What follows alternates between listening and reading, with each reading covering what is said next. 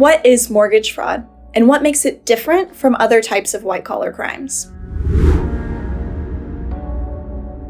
In the United States, assistant U.S. attorneys will prosecute mortgage fraud cases through a number of different avenues. Since mortgage fraud isn't codified under federal statute, assistant U.S. attorneys will prosecute mortgage fraud cases under a related statute. So this will be things such as crimes against a credit institution, or false statements on a loan application, or fraud against HUD, which is the Housing and Urban Development, or FHA, which is the Fair Housing Administration. Mortgage fraud typically is found in two categories: fraud for property and fraud for profit. So in cases of fraud for property, it's going to be a case where somebody is typically lying on a loan application or providing false statements or records, and it's typically just one person and they're trying to procure a property, and that's what makes it a mortgage fraud that is fraud for property. The other type of mortgage fraud category is fraud for profit, and in this case, the main goal is to make money and make it quickly and as efficiently as possible. In the fraud for profit cases, you'll typically find a team of people working together to complete this fraud. It's going to be a lot more intricate and involve white-collar professionals such as real estate attorneys, realtors, mortgage brokers, people of this nature. And it could include anybody from bank employees at the very bottom of the totem pole all the way up to the mortgage broker who's in charge of the entire bank loans. The FBI is investigating a certain type of mortgage fraud more these days, and that's illegal house flipping. So with the rise in popularity of TV shows like Fixer Upper or other HGTV shows like that, there's been a greater market for flipping houses. So essentially when you flip a house, you buy it for a low price, it's kind of run down, or it's really outdated and it needs a lot of work. You put all of that time and effort in to make the house new, better, etc., and you sell it for a profit. In cases of illegal house flipping, the FBI will either find things such as a straw buyer, so not a real buyer trying to buy the house for a quick profit, or it will come in the form of a false appraisal, a fraudulent appraisal. So that's essentially meaning that the house is being appraised for a much higher value than it's actually worth and being sold really quickly to make that profit. In the after effects of COVID-19, the housing market's been very volatile, and this can mean that there's going to be more of these prosecutions. Even as early as February of this year, there were 6 people indicted in Houston for a mortgage fraud case of illegal house flipping.